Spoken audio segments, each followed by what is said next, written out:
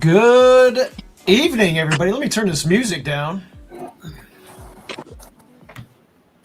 All right. Good evening, everybody. Welcome to Oaklawn Capping Hour. We have a big weekend, the Arkansas Derby.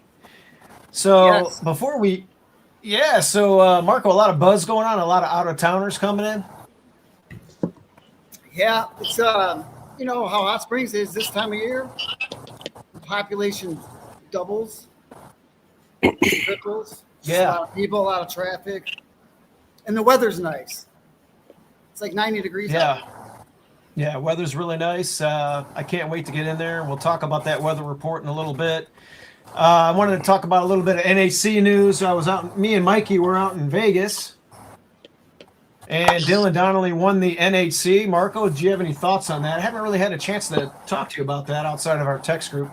Well, first of all, I think we should introduce everybody that's here. Well, we're going to do that in a second. Let's dive into it. First of all, can you guys hear that back there? Should I turn that? Yeah, I hear. I turned that off. I hear a lot of stuff. All right, Marco made a good point. Maybe I'm getting ahead of myself. Let's welcome trainer Blake Kelly. Blake, thanks for being here. And also we have Mikey Martin, who is a normal table mate with me, and he's owned horses with me. And my dad, he's a great handicapper, and we want to get him on today with Blake. And thanks for inviting me on. Yeah. So, Blake, you had 3 horses running during the NHC last weekend, and you had 2 of them win. And you've been, training horses for some time. How long have you been a horse trainer? It was September of 2012 when I got my license at Del Mar Racetrack. So what's that? Just now going on the 14th year. But really and truly, really been training mostly in the last 5 years is when everything started to really rev up. Instead of having only 1 or 2 or 3 horses, we actually had a string of horses and been going around the country and, trying to really compete. So, yeah, those, all your horses were live. You had one that didn't have the best trip and was on the bad part of the track. I think it got claimed that day too. The other 2 horses won impressively. So me and Mikey were talking about it, and I'm like, we probably should have played those horses. We played the longer priced one, but those were pretty solid, like 92, 72 shots. I mean, you add them all up, you're getting $30, $40 between them, and it would have been something that would have been beneficial to me. When you're in those tournaments, you always get a little. You're always looking for crazy prices, but sometimes you can just pick winners and move on. Mikey, did you pick any of those horses in the contest? Yeah. We picked the only one that lost. Okay. Yeah. So I bet real money on it. I just didn't love the price we were getting for the contest, but it would have changed the whole way we played everything if we would have just hit a couple of those. Yeah, so those of you that don't know Mike Martin, he's he's a mainstay at the NHC scene, tournament scene, and he owned horses with me. He was a jock agent, or might still be a jock agent, but more importantly, he's running a farm right now. Can you tell us a little bit about that? So, through my time as a jockey agent, I met some people along the way, and Stillwater Farm in Southwest Ohio, I manage the racing and breeding now. And Blake's one of our trainers. Yeah, and you were showing me some pictures of the farm that you're running, and I was in awe. That is one of the nicest farms that I have ever seen. I mean, you go to bluegrass country in Kentucky, you're not going to find one around Keeneland as nice as that, in my opinion, anyway. So yeah, it's a nice place. They were actually telling me that if you drive onto the property of the farm, the way that the tree's set, they built it to model it after the drive up toward Keeneland, up toward the grandstand. So when you're there, you really do get the feel that you're at a real horse farm. It's crazy that you're just driving along just outside of Cincinnati, and there it is. That's cool. Marco, looks like you're at the farm. You're in the horse barn. Who's that over your right shoulder there? That's Lady of Sky. Oh, Lady of Sky, who won a maiden special weight. Or no, ran third in allowance at an A other than at Fairgrounds, coming off a little bit of an injury.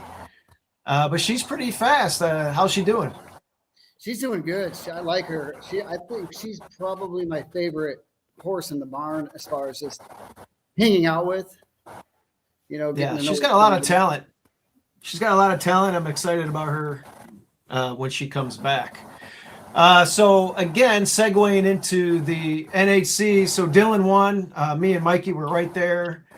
It was a remarkable feat. Dylan's a friend of mine and somebody that Mikey knows really well. And he, watching him from, 2 seats over, I was very impressed of, how well he played, and to win it by 84 cents was pretty amazing. Marco, were you able to? Yeah, it was. Marco, did you I haven't had a chance to talk to you about it. Tell me what you thought of the Dylan winning the NHC. I'll send you the text chain where actually you're on it. So Yeah. I was following along. We were also in that free online NHC tournament where for the the losers that didn't make it. So me and Dad were in it, and we both had like 4 or 5 wins in a row. So we were like, he was 6th and I was like 30th out of all those people. And I needed one horse and Dad needed another horse. And then the floor ended up winning, and he was 10-1, so pretty much, wiped us out. And then I look, because I was following on the NHC, and all of a sudden I was like, holy shit, Dylan had that horse. And then I typed in the text message group for our little family horse group, and I think Dylan just won the whole contest. Fuck me. and by 84 cents, he wins it. Because because of where the odds were, and the other guy had the place horse, you didn't really know, but I just I think he won it. Because when I was adding in my head, I think I was just that good at math. Yeah, it was pretty crazy. That was awesome. 84 cents, a win's a win, right? It doesn't matter how narrow. 1 or 20, no matter. There's another big game on tonight, Arkansas versus Arizona, so it's going to be a madhouse in Hot Springs, or really the whole state. Yeah, that's right. I'll be watching Illinois tonight, so they're playing Houston. So I'll be rooting for Illinois. The Balkan boys are going to be flying high tonight. The Arkansas Derby, Marco, the town's buzzing. I know the newspaper has the Arkansas Derby on the front page. Pancake House is probably packed downtown. Rocky's going crazy. What else is going packed, on? Yeah. I was going to go after this to go watch the Arkansas game at Rocky's, but I don't know yet. It's going to be standing room only, and it's going to be a good time. I don't know. Yep. I may not go. Okay, well, let's talk about the weather. I hear it's really hot there today. It's going to be a little cooler on Saturday, but it's going to be sunny, and we're going to have a fast track. I got 64 and sunny. It'll probably, based on what I was looking at. I'm guessing it's going to be warmer than 64. It usually is at its peak, but it's nevertheless, that's going to be beautiful weather. So. Yep. All right. Well, we're covering the Classix, the Pick 6, Arkansas Derby Day for Saturday. There's going to be some great racing tomorrow. The Fantasy, it's the Fantasy, right? $1 million race. Yeah. It's a prep to go to the Kentucky Oaks. So pretty excited about that. Let's dive into the Oaklawn card. I'll pull up the PPs. The first race of the sequence for the Classix, it's a 14 race card. It's race 9. It's the American Pharaoh, and this is a race for horses that have not won a sweepstakes in the last 2 years. This is an interesting. I hear a windy background noise. Are you guys hearing that? I don't know who that is. It could be me. I'm outside, but I don't. Oh, I think it was Marco. Okay. Or maybe not. Let's see, I just paused Blake. Yeah, it must have been some background noise on your computer, Blake, but that's all right. We'll deal with it. Blake, if you want, can you start us out? I got, everybody's selections sent to me. You had some value picks and everything else. I don't even hear it. It sounds like I'm in a car driving. Well, yeah, no, for sure. So first off, when I handicap, I'm a value player, and what I define that as is I rarely ever play a favorite, ever. Like, to me, I don't think it's the right bang for your buck. So instantly I will look at the favorite of any race and figure out how I can beat the horse.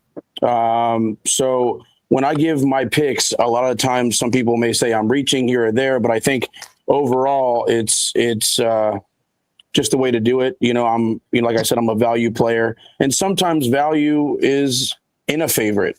Sometimes you'll find a horse that is, 2-3 to 1. And you said, wow, this horse should be 4 to 5. And that's value. So, I look at this race. It's a very, very competitive race. And the first horses that jump off the page to me are obviously the 4 Publisher and the 8 Classic Car Wash. These are 2 horses that are both on the upswing that, are both trained by 2 very, very good trainers. And they both seem to really love Oaklawn, which I think is really important when you're dealing with these horses. Oaklawn, I don't think, is such a easy track. I don't think it's very, very forgiving, meaning that either you like it or you don't. So I tend to always, when I'm trying to handicap Oaklawn, look at the horses that really like the track. So, with that being said, the 8's 2 to 1. My biggest knock against the 8, like, again, I'm trying to beat the favorite, and that is the horse doesn't win very often. In his last 12 starts, he won 1 race, which was, an optional non-winners of 4 allowance, which is a very good race. Don't get me wrong, but it was back in January of last year. So you're talking over 14 months, and this horse has actually won a race. And he gave a very good effort, but then 2 back, he was in for 62.5. So you could have bought this horse for 62.5, and now I'm here to think that I could have claimed that horse and I could have been in a stakes race and be the favorite. I kind of put a question mark on that. He was also in for 50 last out. Oh, okay. Well, yeah. Was the big one, the big knock for me on that horse, even though on paper he checks off every box. And to add to that point, the only time he's ever run without Lasix, he ran horribly. And that was in a muddy 7/8 track at Gulfstream. He threw, it looks like, a career low buyer in his last 12 races, a 77, which I'm a big buyers guy. So that to me is enough just to really bet against that horse. With that being said, I can't go, you have a lot of horses that are coming off a couple layoffs, a couple horses that to me just don't belong, like the 2, the 5, the 7. Those horses just don't belong, in my opinion. And then you have, the 4 is a horse that definitely has back class, ran second in the Arkansas Derby. He loves Oaklawn, just absolutely loves it. And ran the Kentucky Derby as a maiden, which, obviously probably wasn't the smart thing to do with this horse. And typically horses that are maidens or only won 1 race and they run in the Kentucky Derby, they tend to really not come back from that. This horse has showed a little bit of toughness and moxie, so to speak, as he has developed since September into a pretty formidable horse, winning the last 2 races. It seems like Steve Edmuson's son has done a really good job on this horse the last 3 starts. And to me, he would be, if I throw out the 8, to me, he would be the horse to beat in my selections right now. But one knock against him is that he ran 21 days ago. So automatically, I think that's a negative. So yeah, I also like the 1. The 1 horse is 7 to 2, but my play of the race is the 3. This would be the horse that I would go to. Number 1, he ran in the Razorback off of a very good effort where he threw an 88 buyer at Oaklawn on February 7th, came back, and he clearly bounced off that effort. He went from throwing, 80s, 90s, 99 at Churchill back on November 25th where he won, ran a very, very big race there. 2 horses came back to win in that race. So that means he came out of a very strong race. to then he comes back and runs against Magnitude, who right now is one of the top older horses in the country. Off of his last win, he won by almost 4 lengths. So he gets pulled and steadied in that race. I'm putting a complete line through that race. And I'm just saying, just forget it. Then I look back at his race at Churchill. I look back at the race at Saratoga where he had a 98 buyer. Well, actually the 2 races, back-to-back 98 buyers at Saratoga. If that horse runs those numbers in this race, he's a winner. And you're getting 12-1 on this horse. I like the jockey change to Torres, who's doing very well there. So I would say that for me, the horse to beat would be the 4. But because he's running back in 21 days, I would tread lightly on that horse. And to me, the horse, the value horse of the race is, to me, clearly the 3. Yeah, I agree. I have a pretty significant trip note in that last, and you're running against, the top 2 finish in there. Those are really nice horses. For sure. So I absolutely agree with you on that. We do have some, let's see what we got here. Let me get the picks up. I hope we get 12-1 on this horse, honestly. Yeah, 12-1 would be beautiful. Checked and wrangled last time. It was just a complete disaster. Tried to get into the race, and you can't run against Magnitude and hope to do anything there. For sure. Mikey, you landed on the 4 or the 7 here, excuse me, who is Prince of Power, and I want to say that Blake was just saying throw that one out, but yeah, my bad. Can you tell me what you like about this one? I mean, the dirt form is good. Is going to be the horse to beat. I think the 4 is clearly the horse to beat, and the 1 and the 8, numbers wise, are right there. But I don't like that they were both in for the tag last time out. That's not really something to look for in a stakes race. But with the 7 horse, his best races on dirt put him right here. And if you go 2 races back to the Dust Commander Stakes, he ran a deceptively good effort in a really tough field. So, you look at some of the horses there that I'm pulling up right now, like graded stakes winner. He went on the front end. They were going pretty quick with a graded stakes winner, Encino, who's a very nice horse. Honor Marie won the race. A horse by the name of Swiss Slang ran 3rd, who's pretty nice too. And I just think that there's a little bit of deceptive class there. And on top of that, I think the dirt will be this horse's preferred surface. And if he can get out toward the front and they're not coming back, I mean, he's got a chance just to draw off with it. I do think the 5 is going to offer a lot on the front end too. But, this horse went toe-to-toe with a very fast speed horse who's won multiple graded stakes, and the other horse blinked first. So got to give him credit for that. Yeah, I'm with you. The dirt form, if you can get to some of those races, was pretty good. You're going to be, it ran well in the slop at Churchill, but Ellis Park, fast trip, ran well in a stake and has done some other good things, and it's been training well. So it wouldn't be a total surprise. The jockey, a little bit much to be desired there, but from what I know about you, Mikey, you're not really big on jockeys, I guess, or maybe you are because you're a jockey agent. On one hand, yeah, he's a low percentage rider, but on the other hand, the horse has ran its best races with the Sky Riding. So I kind of take that for, what it's worth. Okay. Yeah, you mentioned Woodcourt. You don't have it on your pick, but I have a significant trip note in that as well against tougher competition. Marco, you landed on Publisher. Now, Blake likes Publisher. I'm against Publisher. I thought that he was all out to win his last race. Maybe he didn't like the track that day. He beat Maidens, and he came back and beat an okay group. It wasn't nothing spectacular. I think this is by far his toughest race outside of, the Kentucky Derby. And I don't know. What do you like about Publisher at 3-1? Publisher, I think right now is growing into like a racehorse. Took him a while to figure everything out, I think. But the way his career is going, I think it's going in the right direction.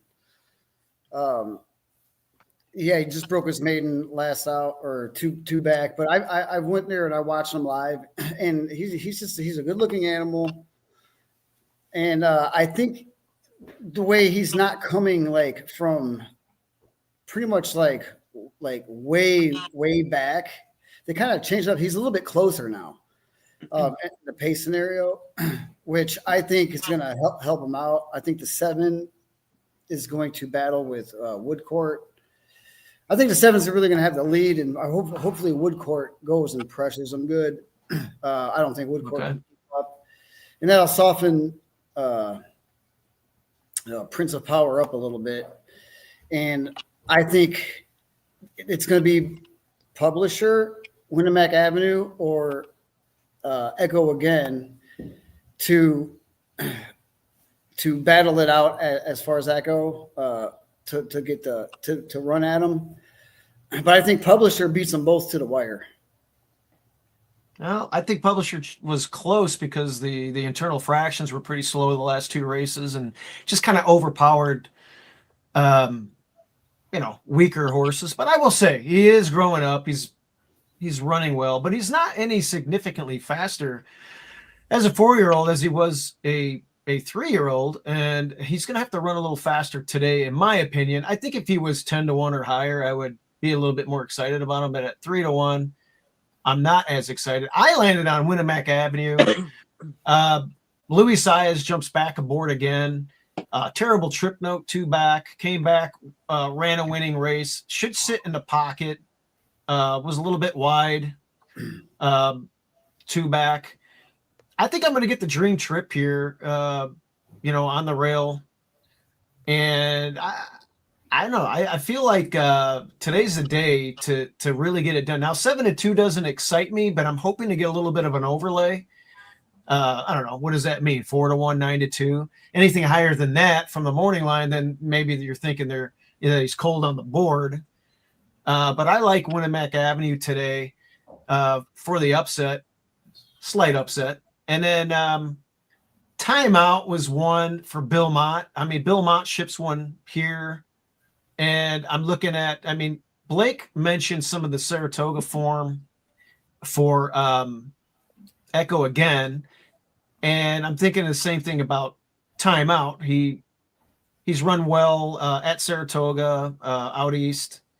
And if he can get back to some of those races, even the race 2 back at 1.5 miles, which, we're cutting way back here today, throw the last out 1 3/4 miles on a sloppy track.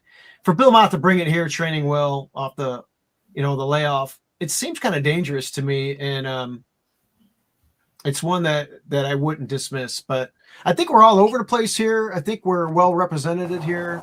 I got the 1, Marco, you got the 4, Mikey's got the 7, and Blake's got the 3. We really don't know where to go here, but I have a feeling one of us are going to win, right? Just hit the all button, Yeah. Just hit the all button. That makes it really easy.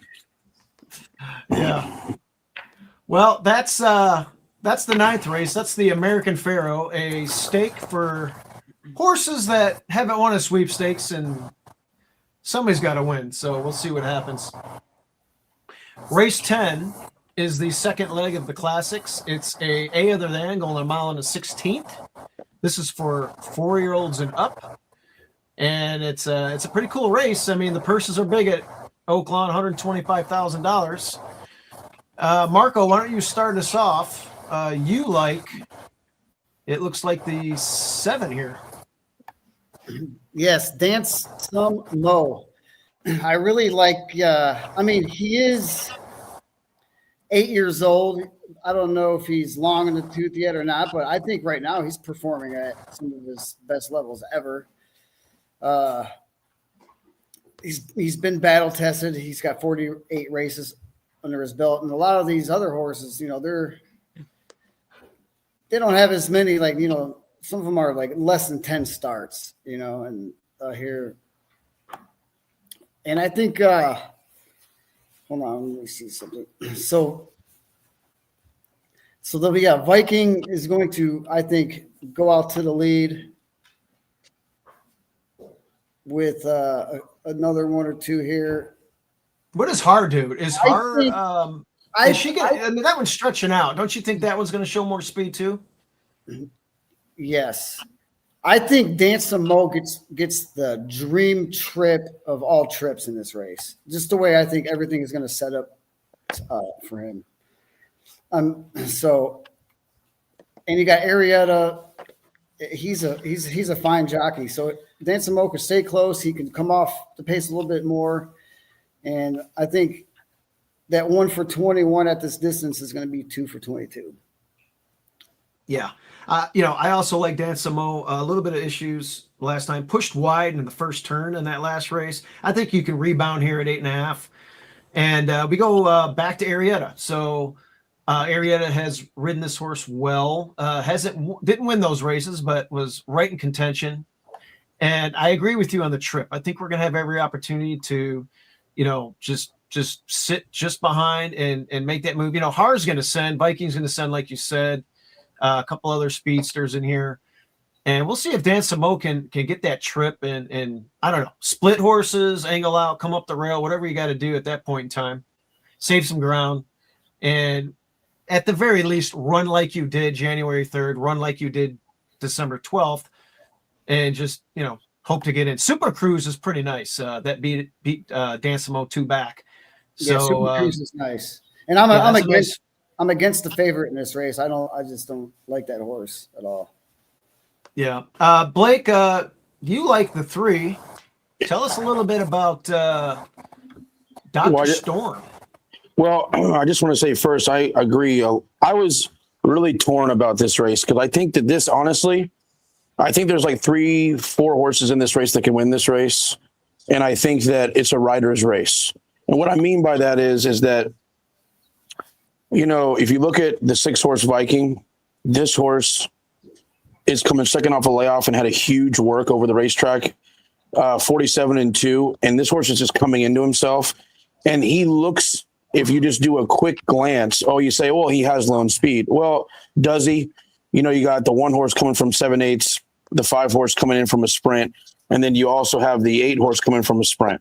So that's the reason why I call this a rider's race, because Bejarano, is he just going to go ahead and send and just say, hey, I'm putting my horse out there? Because if he happens to get an easy lead in 23:48, this race is over. I don't think he comes back. Second off a layoff after this horse looking like he's doing that well. Randy Morris is having a phenomenal meet. Just look at what he did last year, all of last year. He only had 24 wins. And then already this year, he's got 14 wins, 14 seconds, 11 thirds. This guy's hitting on all cylinders right now.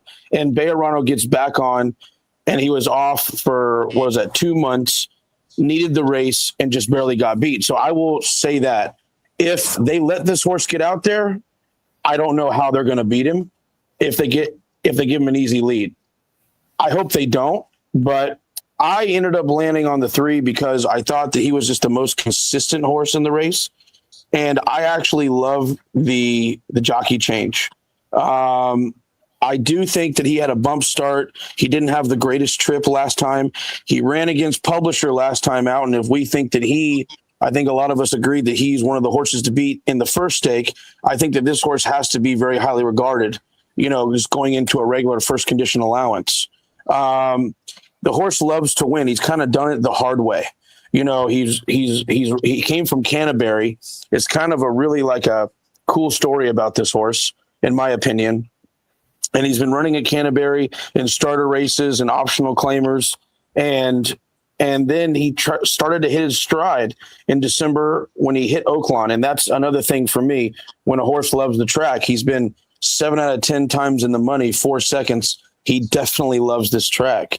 And my only concern is that I thought he ran a very strong race. Like you said, ran against Publisher and is running back in 21 days. That's my only thing. When a horse runs that hard and then comes back in 21 days, I'm very much against it. To me, that's not my style. I would love to give a horse like this 30, 35 days. And I think that he would really fire. Now, he still may fire, but at 3-1, he's a little bit of a short price. So I'm very torn between the 3 the 6 and the 7. That's kind of where I landed, and I can go in any direction. And I also agree, I do not like the 1 as the favorite. Okay, well, we're going to segue into the 1 because our friend here, Mikey Martin, likes the 1. I like the 1. Yeah.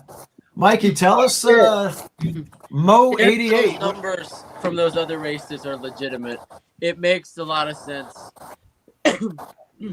for this horse in this race. Read the full condition of the race. State bred races do not count against your eligibility. So it's perfect. I think they very well picked a very specific spot to run this horse here. And you know their intent. And I think he sits the trip. I think the 6 goes, I don't know who necessarily goes to the 6, but I think the 1 sits just right behind it. And like I said, it'll all come down to whether those New York numbers are legitimate. But if they are, that puts him right there. Very interesting. Yeah. New York, there's always a long-standing, and Blake, you said you were a Buyers guy. Me and my dad always make a joke, the New York Buyer speed figures are always it seems like they're 5 points higher than the rest of the country. I don't know what it is. Bob Baffert said that 5-6 years ago. He said, if you want to, okay. Yeah, he said if you want a big buyer, just go to Aqueduct, and you're going to get a huge buyer. Yeah, I have always noticed that through the years growing up, and when I see a 109 going 122 and 3, we had a horse named Big Legacy that did that at Woodbine, but he got a 92. He didn't get a 109. But different surface, different track. I get it, but I don't know.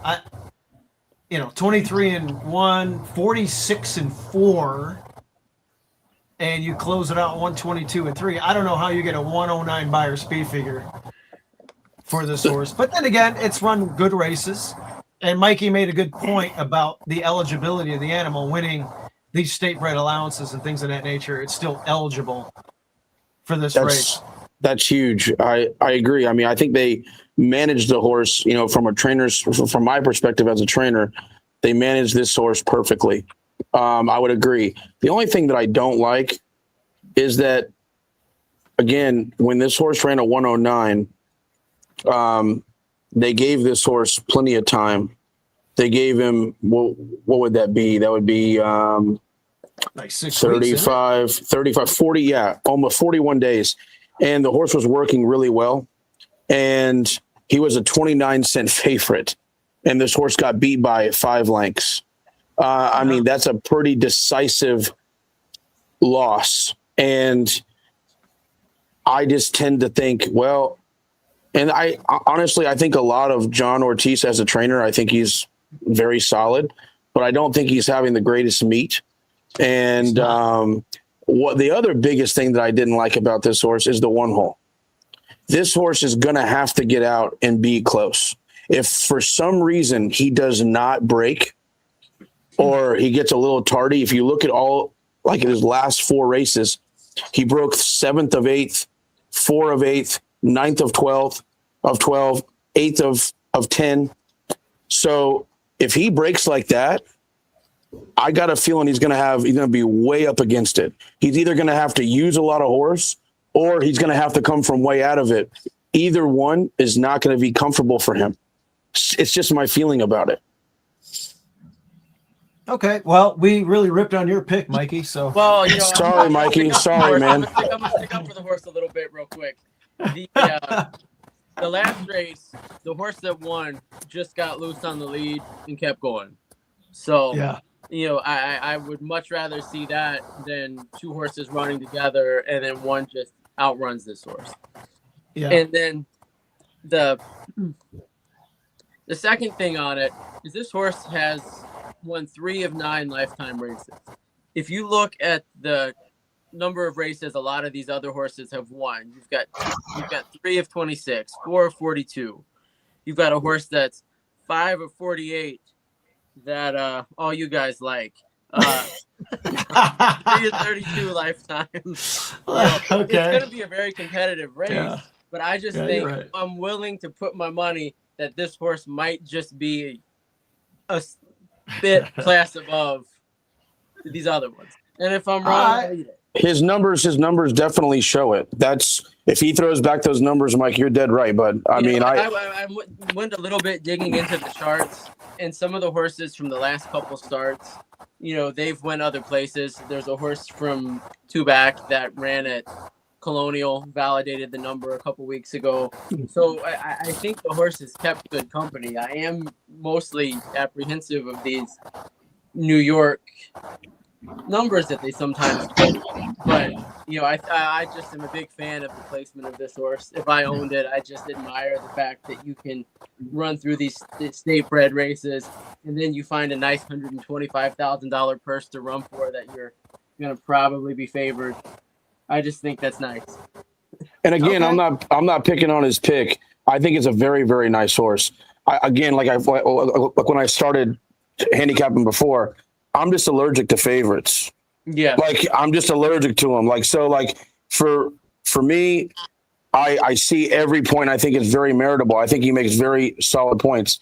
But at 8-5, I just think it's a little bit low. That's all. If he was like 3-4-1, oh yeah. I mean, we're talking about a completely different situation. Well, you got those crooked numbers out there, buyer speed figure wise. I don't know what this horse looks like on the sheets, or the rags, but it's I don't know. We'll find out. We'll find out on Saturday. You guys don't sleep on the 4 Mina either. That's a okay. horse Tell us about Mina real quick. Claimed for 62.5 at Churchill off the turf. I know he was in some claiming races. Now, two back, he lost against Super Cruise, Dance Some Mo, and Gun Runner Charlie. Super Cruise is not in here. Dance Some Mo is, and Gun Runner Charlie won next out. That was in a $115,000 allowance race. Last out, he came in second to Systematic Change, which is, he's an 11-time winner. Very good racehorse, over 400-something thousand in earnings. I think this horse is one that could kind of, he's very sneaky. He could stay close, and maybe that 9 runs with 5 seconds. He's right there a lot of the times. It's not like he doesn't like Oaklawn. He likes it. It's just kind of came up short a lot. I think this is a sneaky play at 10-1. I think it's a race where you either take a stand on one horse that you really like, but you can make a case for pretty much everybody in this field. Oh, we're going there again. Yeah. It's a very competitive race. I agree. That's where I decided that I'm just going to go with the one and live and die by it. And maybe he's the best, maybe he's not, but we'll see what we got. Can't ignore that Irad Ortiz gets on this horse. So, you can't. You can't. I forgot to say that. I go, that's another reason why I really liked him. You're getting, a world-class jockey. Not to say Bejarano sucks or anything, but come on.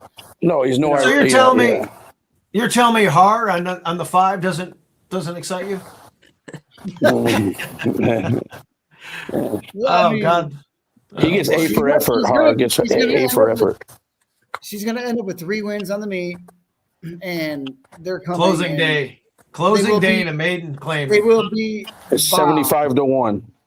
Yeah, they will be bombs. All right. Well, with that, we're going to move on to the next race. It's the Oaklawn Mile. This is a grade 3 for $500,000. We have a nice field of 8 in here, and this is going to be a really fun race. And there's a horse that I think we're all excited. When I got your picks texted to me, I said, "Hey, everybody, send me your picks." Before 5 o'clock. When I got the picks, I'm looking at them, and I'm like, "Oh wow, we're kind of similar here." All right. All right. I think we are, or maybe, I think we are. Let's see, race 11. So. Do I have this right? I don't think I have this right. Yeah, I do have this right. Mikey, who did you pick here? I like the 7. You do like the 7. Okay, Marco, me and you have Coal Battle. Okay, I'm going to start with Coal Battle real quick. So Coal Battle. Listen, first of all, I think Knew What's New is really awesome. I think Uncle Jimmy, has got this horse in great form. Saez comes back where he just crushed twice here by 7 and 12.5. Ran against Magnitude.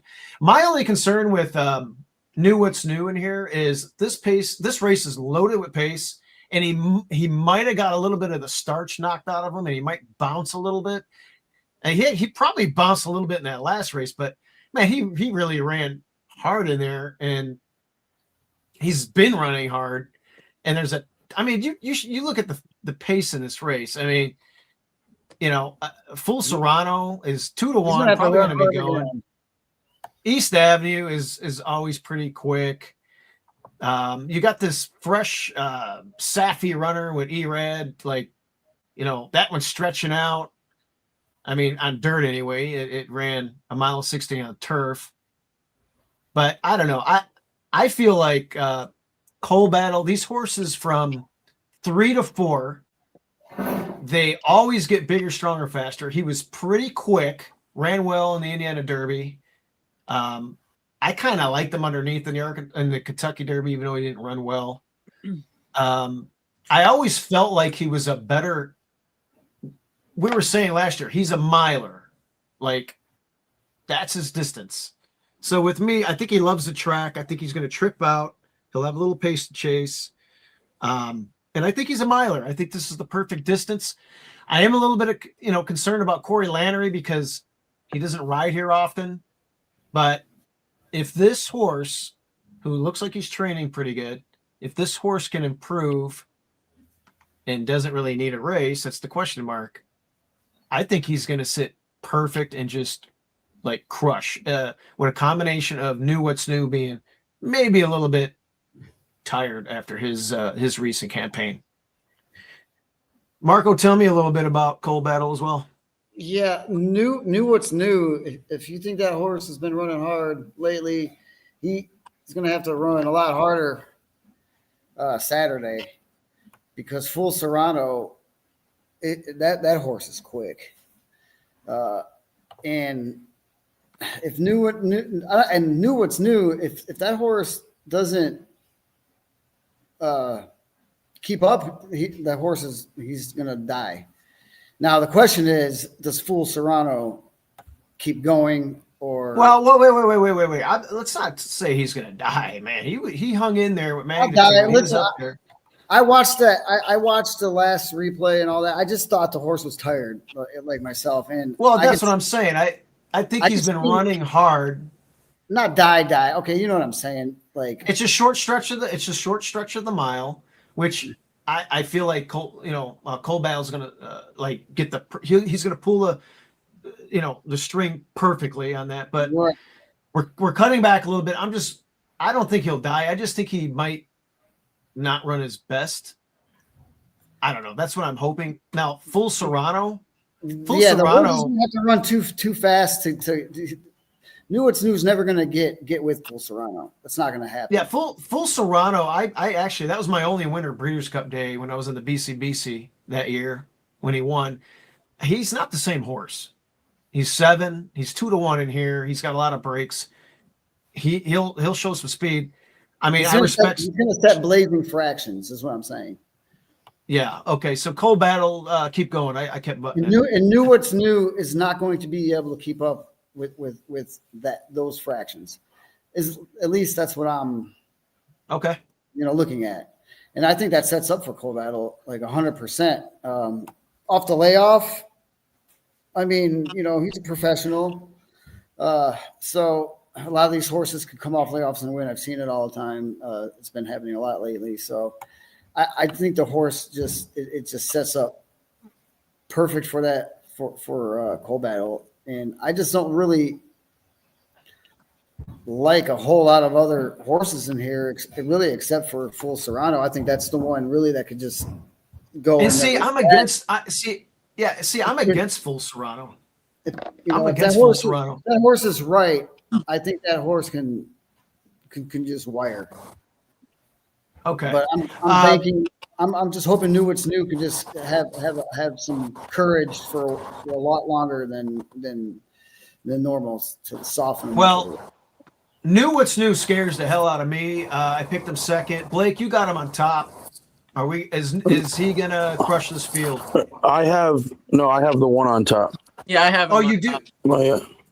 Oh, excuse me, Mikey. You do. My bad. I'm looking at the wrong. I can watch some of his races. Mikey, tell me about it. Yeah, Mikey, go ahead. They were not. He's a completely different horse now than he was last fall. That is for sure. But he's shown ability to pass. So I don't think he's gonna have to go all out on the front end. He kind of can eke out the trip that he wants. His late pace figures, all things considered, what he was up against were still pretty strong in the last couple races, especially the last one where, to watch the replay, it looks a little bit like he's quitting, but I think he's just running into a very, very tough horse that kind of is more of an illusion than actual, that. I think Cole Battle's definitely one to look at here. It's just there's so many horses that are coming off of a layoff that it's a little tricky to, you got East Avenue also kind of in a similar position coming back. And it's just kind of tough to get behind one of those for me when there's a horse that's running so well right now in the race. And then with I think you can make a very good case there, but I imagine him going off probably closer to 3-2 or so. And Really? Take that. Really? I think just the name recognition, where he's coming from, I think they're going to bet him down a little. Okay, I think maybe 3-1, 4-1. I don't know about 3-2, but I think Battle. he takes a lot of money. Cole Battle's going to take a lot of money? I think Full Serrano takes a lot of money. I think there's value in Cole Battle here. Yeah. Oh, okay. That's what you're saying. Oh, so you're yeah, saying I agree. Serrano. I think Full Serrano is going to be a big, heavy favorite. Yeah. Okay. Yeah. So let me reiterate. Mikey, you were saying Yeah. Full Serrano, not Cole Battle. Yes. Might be 3-2. Okay. Yes. Full Serrano takes the money, and then that kind of gives some value all around. But not knowing for sure who's going to be fresh and ready to fire, I'm just going with the one who's shown the form recently. Okay, good. Yeah, I'm against Full Serrano. New It's New does look good. Now you mentioned him. You mentioned Cole Battle. Is he going to be okay coming off the layoff? Look what New What's New did coming off the layoff from 3-4, and that's what I'm hoping Cole Battle does from 3-4. Blake, you like the one? Let's segue over there. I'm trying to find again the value in here. There's one thing that we haven't mentioned, and that's the horse East Avenue, the 4 horse. There's one thing about that horse he has to have, and that's the lead. He doesn't win unless he has the lead. Period. When he broke his maiden, when he won the grade 1 as a 2-year-old, when he ran, which I thought his best race of his career, when he ran on a closing bias track, he was up by 3, lost by a nose in the Bluegrass, and then the Matt win. And it seems like the mile might be his perfect distance. But I just say that not because I like him as my top pick, is that he has to have the lead. There's no confusing this. If he doesn't have the lead, he cannot win. So then you look at that and you say, well, Full Serrano, the 5, is a very talented horse, Breeders' Cup winner, that is going back to his preferred distance, which is a mile. You mentioned that he's a little bit off form and may not be what he was, but 2 of those 3 races were going 1 1/8, and one of them was against Skippy Longstocking, which, in my opinion, is the best older horse in the country now. And he's been running in multiple grade 1s in his last 5 races, 2 Breeders' Cup races, 2nd in the Pacific Classic. To me, he's the horse to beat, but again, he's also got a lot of speed, and he has to be forwardly placed. John Sadler is a master at bringing these horses off the layoff. So I would have to lean that way. But as I try to step back and say, well, who's the value? To me, it was between the 1 and the 8. And I ended up leaning towards the 1 because I think he might have a better trip. But the reason I say that is because if the 2-horse shows some tactical speed with Irad from the inside, he either has to send or come from way out of it. That's what that mile does to you. You know, you have to make a decision. East Avenue, if I'm correct on that, he has to go to the lead. Full Serrano can't be off the lead. And the 7, Knew What's New, he's going to be close. I do agree with Mike. He doesn't have to have the lead, but I don't see this pace being any slower than 46 and change, which at Oaklawn is pretty quick. So I was between the 8 and the 1 as my value. And the reason why I went to the 1 over the 8 was because he is not off on a layoff and he is on the improve. I think that Dallas Stewart is having a phenomenal meet. He started off the year really, really strong. I love how the horse ran at Fairgrounds in a stake and was on Lasix, came off Lasix with Santana and won. He's not going to be bothered. You know, he's won from, you know, if you go look back in June 25th at Churchill when he won that stake, he came from 6th out of 8 to come down and win. He can sit 3rd. So this horse is very versatile. The only question I have is he good enough? Does he have enough class to get it done? That would be the only knock against this horse. On the flip side, the 8 horse is awesome from September. But if you like me, like the buyers, and you go back, he won the Pimlico Special Grade 3 with 100 buyer. Before that, he won at Oaklawn. And if you remember, I love horses that love Oaklawn. He threw his highest buyer of his life and threw 104 buyer at Oaklawn. So if this horse, if Norman Casey has this horse right, this horse is going to be dangerous because I think he's going to sit off of it from the outside post. I can see that horse sitting 4th or 5th on the outside, 2-3 wide if he gets that trip. So it's a very wide open race again. I mean, this is a hell of a handicapping race, and I keep wanting to go back to what we've all, I think, been saying is that the pace is going to be hot. You got very nice horses that are going to be on or very close to the lead. What is it? 2 Grade 1 winners that are going to be battling for the lead. And then you have, you know, a horse like Coal Battle that should get a great trip. I tend to sit away from horses that are off an 8-month layoff. I'm not saying it doesn't happen. And I do agree that it has been happening more often, but I just think it's tough to do that, especially against these nice horses. So I'm going to take a stand against the favorites, and I'm going to say I'm going to go with the 1, Santana and Dallas Stewart, to make a big upset here. I like that. I like what you're thinking there. It's very interesting. And you go back to some of those mile races. Now, those Churchill races were 1 turn, but still mile distance. Right. And that Hanshin Cup was pretty impressive. It beat Banishing that day. Banishing is a horse that I favor. I like that horse a lot. I think it's been campaigned wrong. I think that Banishing should be a miler, and they keep running that horse a mile and a quarter in Dubai and all that stuff. But well, here's another point about the one that I kind of liked is that after he won in June, they gave this horse a little bit of a break. What was that, 3 months? And they brought him back in the ACAC where he got his butt kicked. Really, he really didn't run well at all. But then what would you do with the horse that ran in a Grade 3 and has no shot? They say, no, we love this horse. We're taking him to the Breeders' Cup Mile. Now, it wasn't successful, but Dallas Stewart, he's won a lot of big races, including having Lemons Forever in the Oaks. He's a very well-rounded trainer. And for him to make that stand, to bring that horse there and also get Mike Smith to ride him, that's, he was up against some very nice horses that day. Chancellor McPatrick, Citizen Bull, I kind of forgive that, but it makes me feel like there's more to this horse that's coming. And I think that for Dallas to put this horse in this spot may be a little ambitious, but I can understand his thought process and the way he's been training. It's kind of hard to go against him. Very interesting. 4 nice drills since.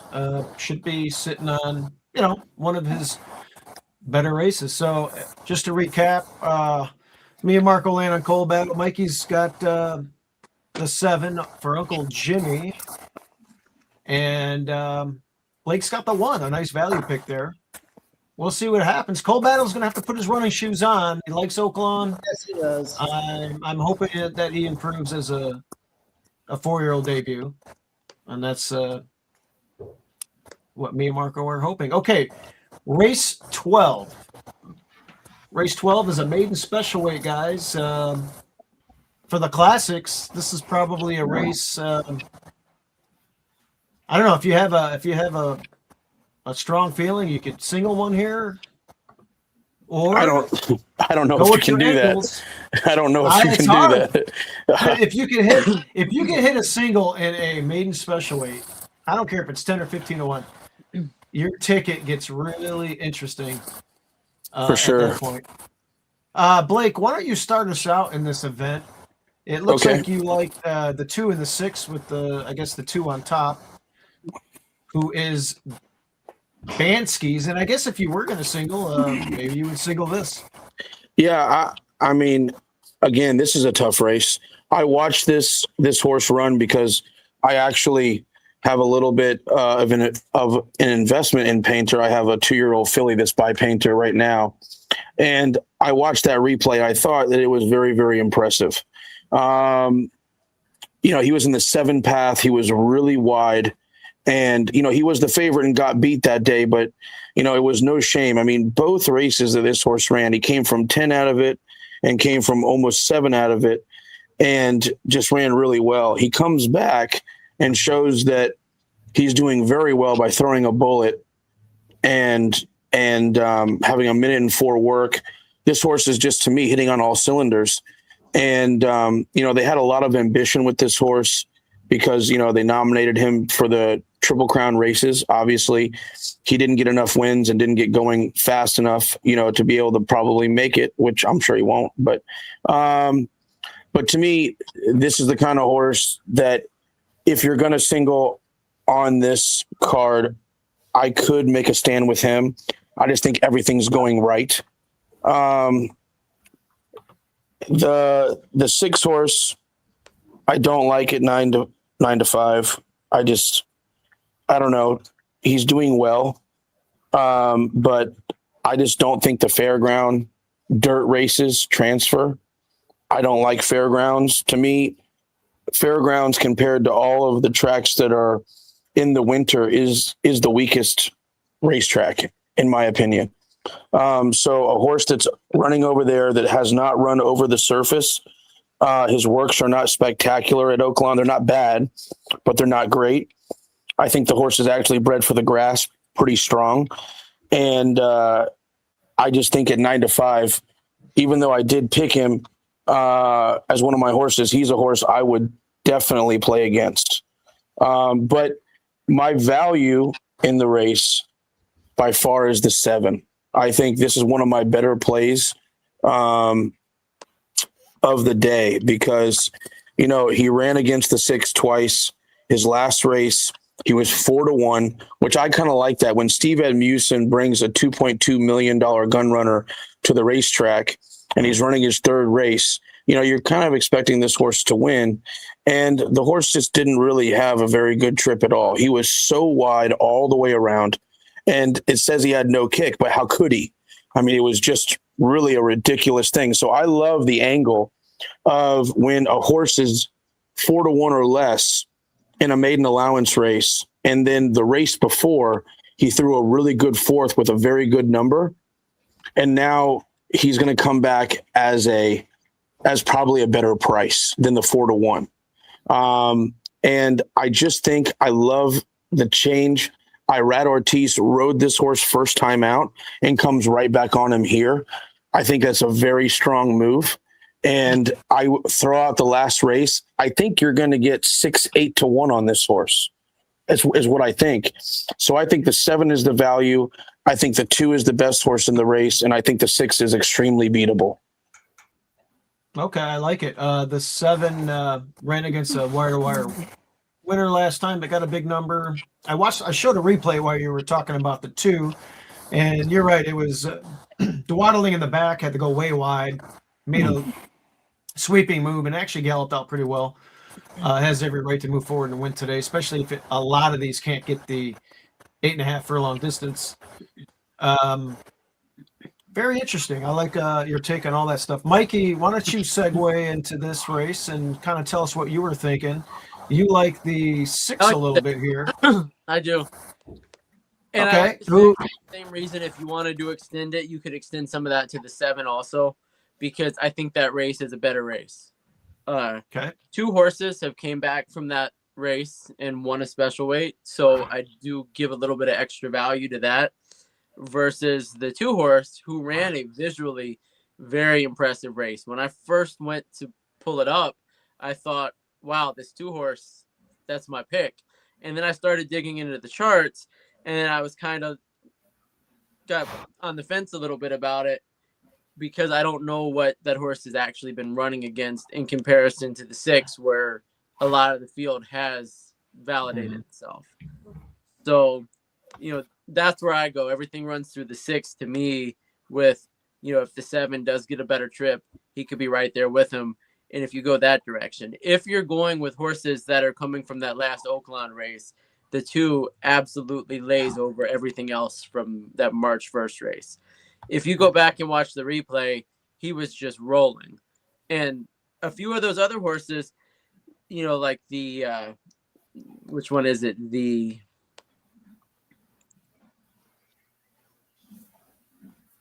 3 horse kind of got hit a little bit out of the gate. The 3 and the 10 last Yeah, I got a big out. trip note on that. Yep. But he still somehow kind of ended up in a really good position after that, and just didn't have as much as the 2 coming down the stretch. So, my biggest question mark is really what was the field in that race. And if I really wanted to go after something, I think the 10 horse Rocky Raccoon, who's 20-1, had such an awful race that it's one where if you go back to his December race, if he takes any step forward off of that, and the last one was one to draw a line through, you might get a horse in at 40-1 here. Yep. But And those are the David, only that I really liked that much coming from that March 1st race. I thought a lot of the other horses just didn't have an excuse. yeah, David Cohen just brought his tack over last week, so he's gotten a few mounts. He's got 2/3 so far. He's a good jockey. I mean, so I'm excited to see what he does. On a third start like that, there was a trainer I met at Presque Isle a couple years ago who was telling me, he goes, the first race, they go out, they kind of learn a little bit. The second race, they sometimes take a step forward, sometimes they don't. And then on the third race, you really find out what you've got. So if this horse is ever going to be at this level with 10 Rocky Raccoon, I think this will be the race he would have to show it. Okay. Yeah, Uncle Jimmy there. He's got the horse on the inside as well, stablemate, Rockfest, with Cedillo aboard. Gelded, hood on. So they're probably going to send that one right out of there from the opening bell. And a lot of times I like that Carl Broberg angle, nuts off. A lot of times these things perk up, and it's stretching back out. So it's probably going to show a lot of speed out there as well. Marco, you're on the 2 horse as your top pick. I mean, I showed a replay of it. I guess he just. I did watch that replay as well, and he is. He just looks like a champion. I mean, he's big. He looks. Whoa! He looks like a champion. Yeah, he looks like he looks the part, man. You know what I mean? When Okay. all right. He looks like a horse. But now he's gonna more likely that's the one to beat in this race. I don't know what kind of trip he needs to take. I don't even know if he's ever figured that out yet. But I think whatever he does, I think he's going to be there at the end. An interesting thing of mine out of that two-back race. No, yeah, out of the last race, Baby Vino. I just want to touch up on that one a little bit outside of the, semi chalk. This horse had a little kind of a troubled trip last out. It did kind of stumble a little bit early in the race, but then after that, it had to kind of maneuver, and it was really tight on the rail. You just never want to see too much to do in a race. It's going to have to get a better trip than that. I think this one is going to try to go a little bit early this time. At least I would, because I don't think there's a whole lot of speed in this race. Well, yeah, it showed a lot of speed, sprinting, and it clipped heels last time routing. So I would imagine, from the 11 hole, you got to go. Out of the 11, it's got to clear. And I think if it does, I think it can clear. And at that point, this one may be the one to catch. Okay, good point. I do want to touch base what Mikey was talking about with who was it? The 3. What's funny? No, I was going to go over. Was it the 3 horse? No, not the 3 horse. You picked the 6. Mm-hmm. Now I'm looking at that race 2 back. There was a West Virginia runner in there. Okay, whatever. We kind of like that horse as a bomb. It didn't run great there, but it was actually it got bet late and we were like surprised. But Reagan's Honor crushed in that field. Got a big number. Just drew off here 142 flat on a 96 Beyer speed figure.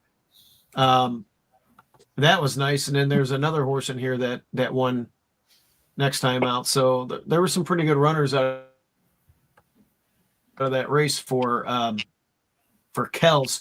I landed on a first-time starter, guys. Blake was talking about, Dallas Stewart, all the praises in the world. Well, he brings this maiden here who's bred, really well for the distance. Now, it's hard to go routing first time out and win, but there's a lot of horses in here I like, and I'm like, you know what if this horse is the real deal? And the thing that caught my eye is Luis Saez decides to ride this horse and debut after it's been working over at Fairgrounds, and the work tab at Fairgrounds is really good. Just worked out of the gate 59 and change. Wasn't a bullet move, but it was 2 out of 19. Some of the other works 47 and change and what have you. But to see a son of Curlin, Saez with Stewart here, and it's going to probably be 25-1. I wanted to give this one a crack. It's a maiden special weight. It's a race that it's hard to come up with something unless I just wanted to think outside of the box, and I'm just trying to put 2 and 2 together, so to speak. The horse is a half sibling to graded stakes winner Danish Dynaformer too, for what it's worth. Yeah, I did pull that up. This horse, if you look at the half brother here, that horse can run all day. So that's probably the idea here. Maybe this one can route first time asking. The horse has been working phenomenal. That 59 and 3 out of the gate, that's a heck of a work. And then the 47 and 4 out of the gate. This horse just had 3 great gate drills in a row. And, you may have found the speed of the race. I didn't really put as much merit into him because he's a first-time starter going 1 mile and an 8th first time out. But if he is the real deal, like if that is a real question, you would think, well, you have a first-time starter. You could very easily just put this horse 6 furlongs. He showed that he had some speed going the 47 out of the gate in the 59.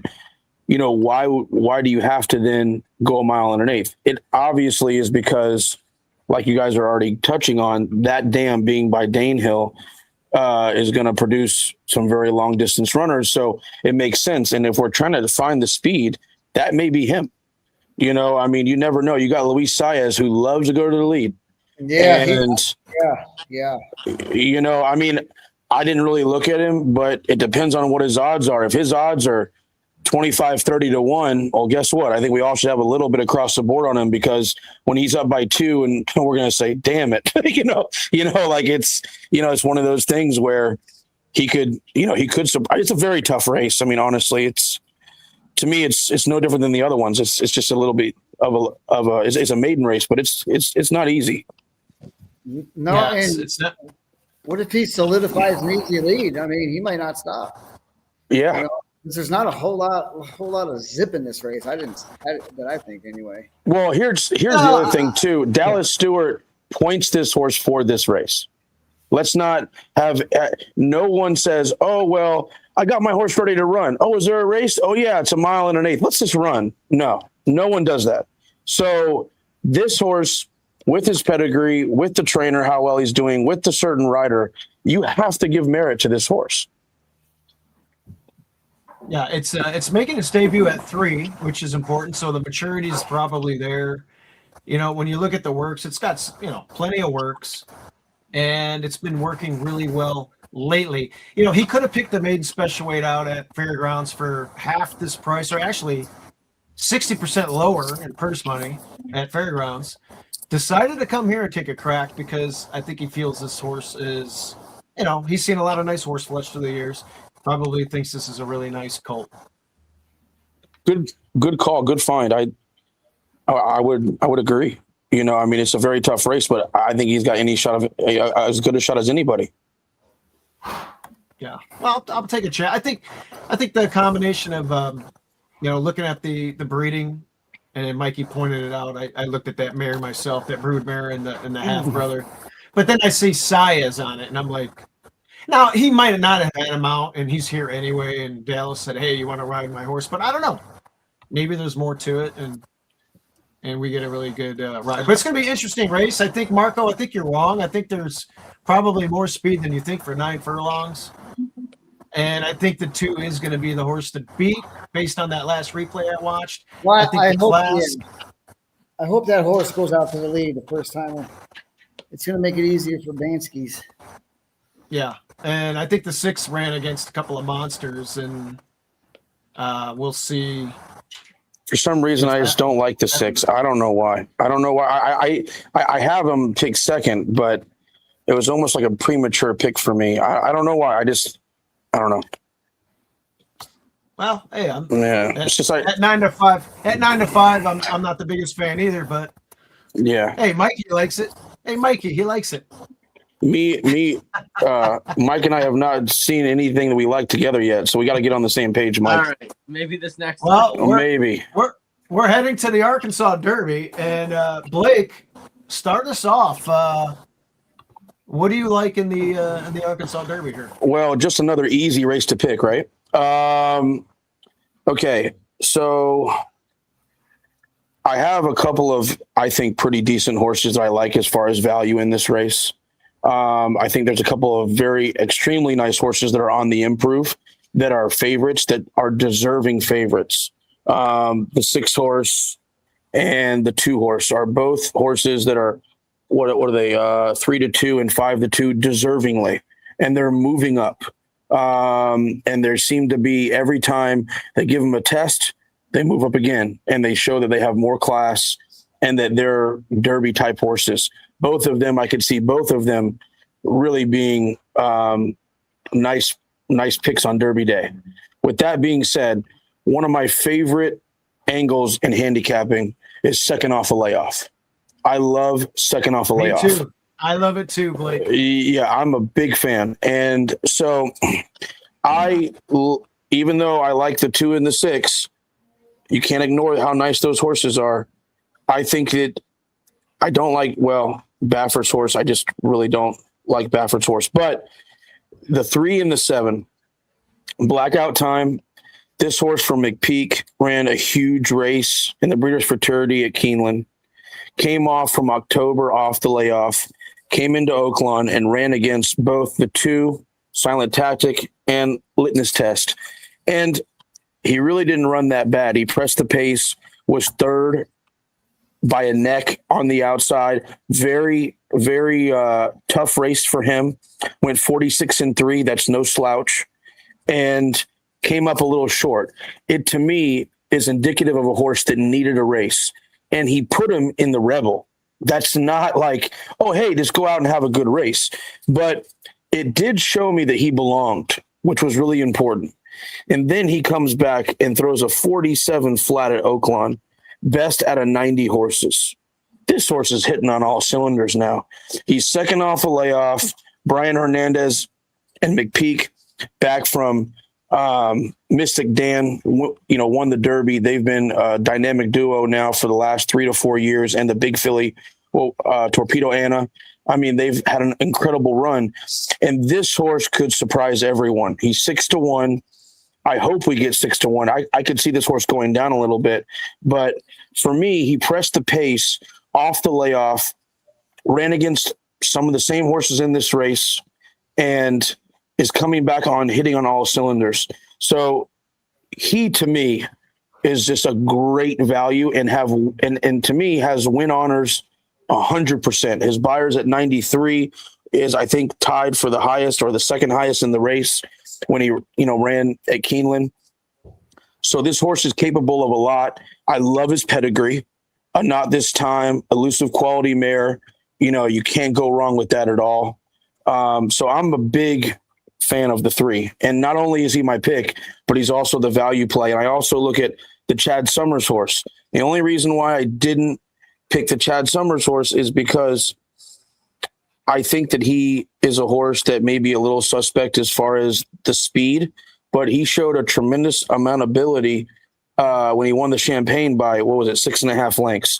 I mean, the horse ran huge that day, came back and ran in a very salty Fountain of Youth. And yeah, it was. And Chad Summers decided, we're not going to go and stay for the Florida Derby. We're not going to knock heads against those horses again, which to me is a little bit of a telling thing that the trainer maybe is trying to find a little bit of an easier spot. I don't know if he did, but that's, I think we'll know that after this weekend on the Florida Derby and this race, which spot was easier. But he is a little suspect, even though I do like him and he's second off a layoff and he does have the ability. He's a little bit suspect because I believe he has to be close to the lead. So obviously the 2 and the 6 are deserving favorites. My pick, and maybe my pick of the day, would be the 3 horse. I love it. I'm going to put our picks up. And I got to tell you, we love that. I love Blackout Time, and Mikey likes it too. Mark, you like him. I mean, we all love this horse. Yeah. And I got to tell you, you hit everything pretty much on the head there, Blake. Second off the layoff, I think this horse can even rate beautifully in this spot. It's working great. It ran in the Breeders' Fraternity at Keeneland against the Kentucky Derby favorite before he got hurt. Yeah, Ted Noffey. Yeah, Ted Noffey is undefeated and was the Derby favorite. Won the Breeders' Cup Juvenile. Was going to be the Kentucky Derby favorite coming into the 3-year-old racing season. Got hurt off the Derby trail. This horse was 5-2 in the Rebel. So 2, yeah. Oh yeah, 5-2. Yeah, he was. So we're getting unbelievable value in a race that he obviously needed. Has come back training very well. Is going to sit in the pocket perfect behind the Chad Summers runner and a few other ones, and is going to hold off, in my opinion, silent tactic later. Now, I do want to make a point. I know I don't like this litmus test horse either. I did pick it second, and I'm going to tell you why. I think they're just going to, Baffert is an astonishing 42% with blinkers off. They're taking the hood off, and they're not going to rouse this horse early. They're going to relax him a little bit, and they're going to try something different. Now, I don't know if that's going to work, but it's intriguing to me. This horse cost me a lot of money. Thank God I still won $7,000 on a tournament Rebel Day, but I would have won another $5,000 with a double going to him in the Rebel if he would have won. Was a disappointing third, got crushed.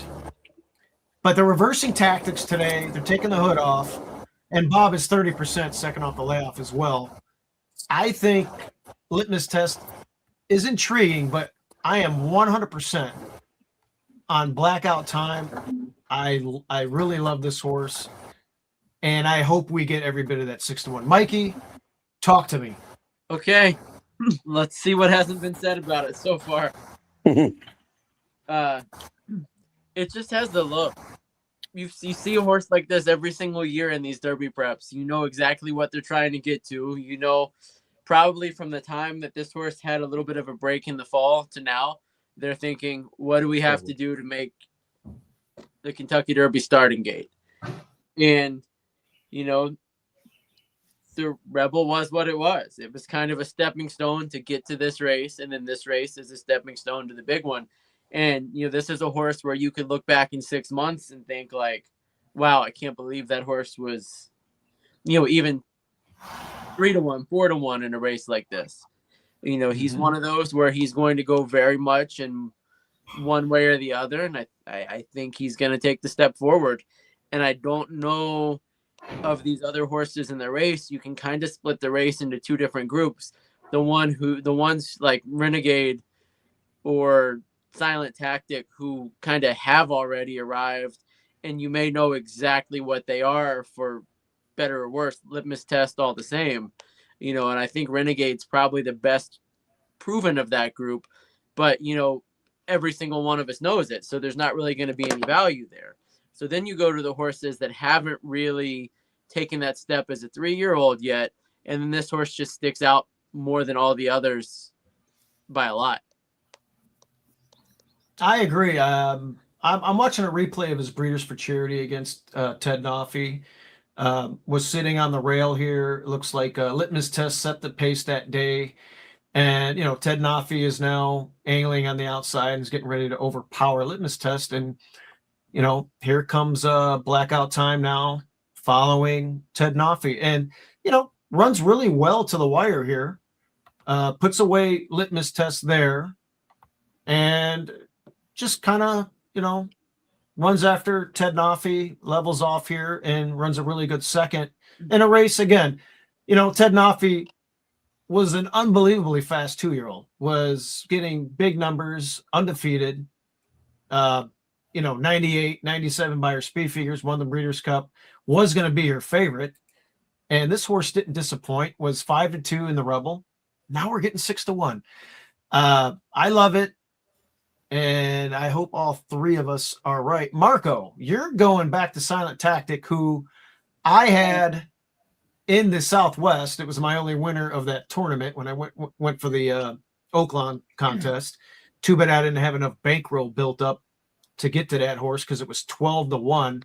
Last time I tried to beat it with litmus test, it exceeded my expectations. I thought that it ranged up and kind of hung a little bit in that race, but you're coming back to Silent Tactic. Yeah, maybe kind of, but I still thought he ran a pretty damn game race.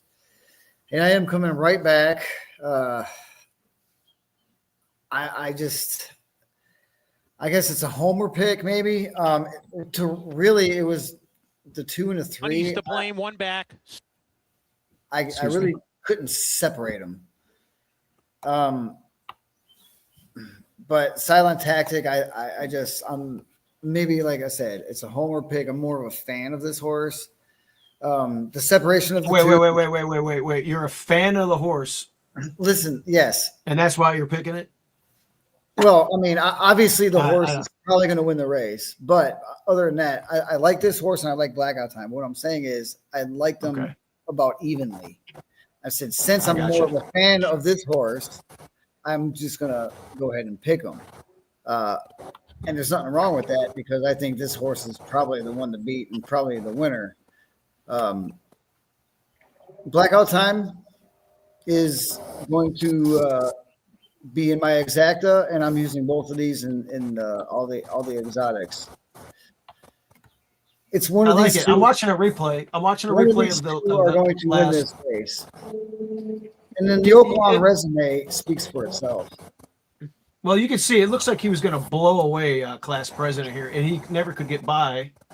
Now, Class President did dig in, but all right, we'll see what happens there. With the price, what price do you think you get on Silent Tactic? I think it's going to matter who, how many Fletcher, E-Ride, Ortiz backers you have. Because if they take a lot of the money and if they keep chalking that one down, I think we could see a little drift. You know, especially coming in second last out, you know, a lot of people jump off shit. Right. Yeah, I think they bet Renegades so heavily that if you have any opinion that's not that horse, you'll get decent value. Yeah. You know, Renegade. I see a scenario where they bet Renegade down to like 4 to 5.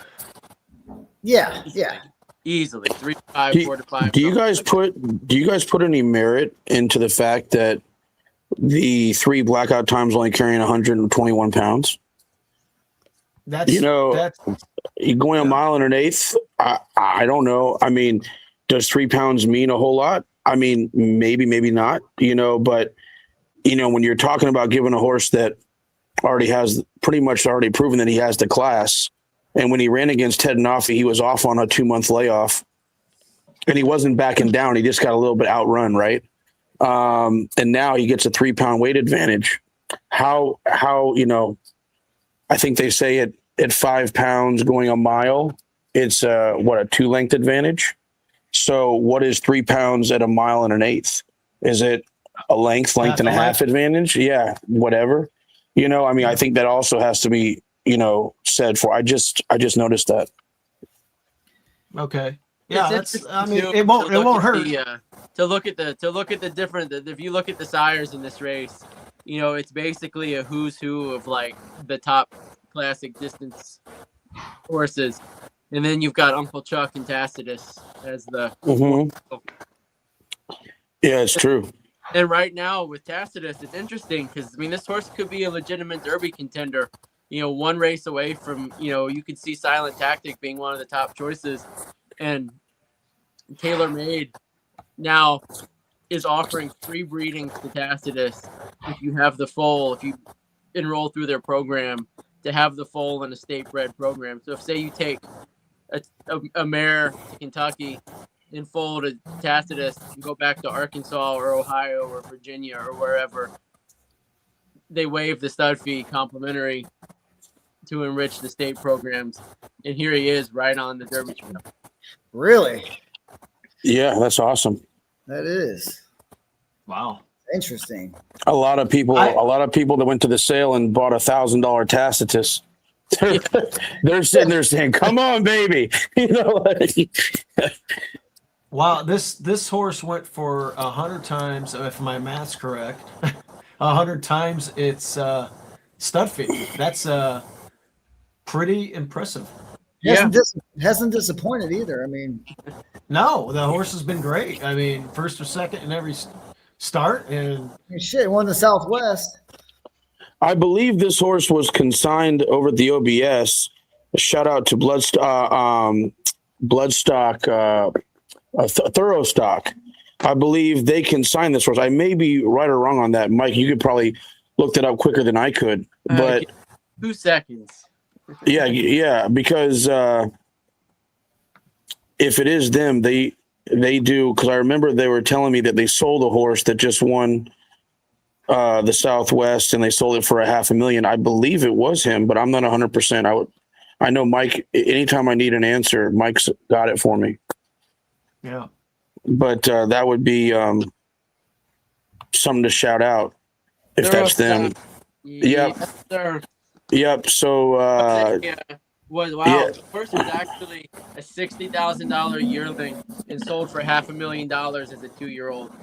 Yeah, big shout out to Nick and his crew over there. I know them; they do a fantastic job, and they just recently sold a really nice Army mule colt for $500,000 as well. So this last sale. So big shout out to them. They're really good people, and they do a great job. Another piece of information too. In the October yearling sale, the sibling of this horse female sibling sold as a yearling for 22,000 back in October. So Oh my God, a female? Oh, 153. I mean, I remember. oh sitting my God, in the that's ring that's watching- money in the bank right that's- there. That's really something. The Army Mule that you mentioned, I saw one in the sale.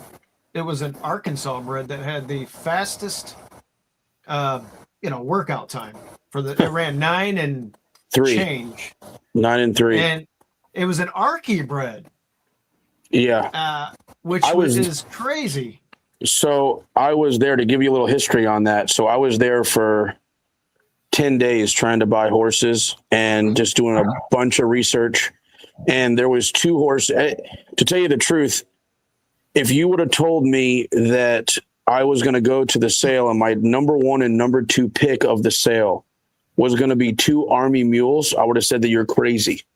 I am not a fan of Army mule, and I still am skeptical, but going to this sale kind of changed my mind. That Arkansas bred was an absolute standout. And I actually, with my partner and I, we actually offered 300,000 before the sale for that horse. Yeah, I said, this is the horse. This horse could be any kind of horse. He galloped out in 31 and 4. So the horse was unbelievably fast, and he did it unbelievably easy. And then we went and saw him. He was just every part of it. I actually said to the guy, I said, listen, you got to sell me this horse for 300. And he goes, why? I said, because Bob Baffert's not here yet. And I don't want him to buy him over. I said, I don't have no shot when he hits the ring. And I was dead right about that. As soon as he hit the ring, I had no shot. Blake, please don't negotiate for me in the future. Yeah, sorry about that. Sorry about that. No, it's just funny how you said that. Yeah, no, but it was true. I knew when immediately you knew you were getting that horse. I ain't getting this horse. I said, man, is there any way I could buy him before the ring? And he said, yeah, for the right price. And I gave my price, and it was not. He goes, sorry, I can't do it for that amount, even though it was 6 times what they paid for him as a yearling. I think they paid 57,000 for him as a yearling. I really like the Amazing. Army mules. I think they're very big, boom or bust prospects, but he's really coming into his own. He's on his 5th crop, and of horses of racing age, 5% of his foals of racing age have black type. That is Very interesting. about as good as you're going to find for a mid-market stallion. Since we're talking about young ones, my dad's got 4 or 5 golden pals, and we're going to be bringing a bunch. Mark, by any chance, can you get us a quick? He's out in the field. He's out in the field on the other side. Oh, he's way out. Okay, he's a cool little thing. I can't wait to pet that little guy. Cool. He's just running around. He's a yearling. Yeah, all the babies are outside. And we're going to bring him to the August sale along with the others, and they're going for good cool money. dude. Those Cool golden dude. pals. He's Anything, you're going to Virginia certify him, right? We'll talk to Mel about it and see what he wants to do. That's So anyway, Blackout Time seems like the consensus pick. Marco, Silent Tactic has every right to take down the Arkansas Derby. And I just want to make one note. Is Taptastic, is this the new publisher this year? Is this horse going to clunk up, get points, and then run second and somehow get in the damn Kentucky Derby? sometime next year he'll win. I mean, why not? I mean, he's bred really well. He just won first time out. I mean, listen, when we've watched horses like Giacomo and who's it, Rich Strike, and these horses, this horse blows their form away. So I mean, you got to take a shot. I mean, they're taking a shot, but why not? I mean, I don't think he's going to win, but I'd probably take that shot. The siblings, I got him on the page here. The two siblings ran fourth in the Preakness a couple years ago. Yeah, it's a pretty nice little page, and this one to me, I'm just letting everybody know I'll have this horse underneath of my tries and my supers I like the Tapper Prodigy too. I've always Yep. ventured towards them, and even in handicapping. Yep. All right. Well, I think it's going to be a really good Arkansas Derby. $1.5 million. I forgot how the point systems go, but I think if you run 1 or 2, you're automatically pretty much 100 points, 50 points. I think, and 25 for third. I think, or 20 or 25 for third. Yeah. So top 2 slots, you'll make it most likely. If you're a horse that has points and you run third, that'll help you as well. Okay, we're going to close out the Classix. Got a great sequence here. It's a state-bred Arkansas maiden special weight going 3/4. Marco, this is your domain. Start us off with this race here. All right, so 70s Music, I thought ran a couple pretty good races, considering he didn't win them and he was out by 10 and 6 lengths. It's a state-bred and maiden race, Arky breds. I love these races. So both of those races were in the slot, and he still ran well. And maybe that slowed him down a little bit. I don't know. He's had a couple issues in both races, and still kind of managed to be up near the better half of the finishers. And honestly, this horse owes me. He owes me some money. I always say that too. Yeah, the horse had a lot of trouble in his debut. It probably had another trip note, it looks like, in March 7th. And I made a note here, finally gets a fast strip. Been running in slop both of your starts. Well, yeah, for the record, this is the 3rd time I'm choosing him. And I'm just hoping he can pop that cherry in this race. Now, my other horse, Our Vacoma Ride, with Louis Saez on it. Very interesting. The sire is 22% first time out of 192 starts.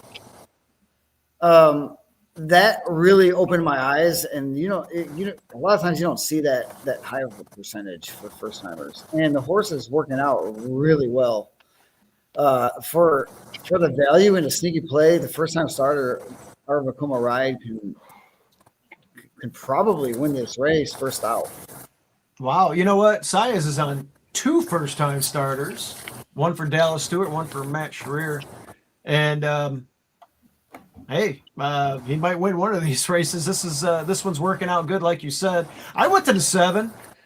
The 7, I think they ran it into shape here. The debut, it had a lot of problems, just didn't come out of the gate at all.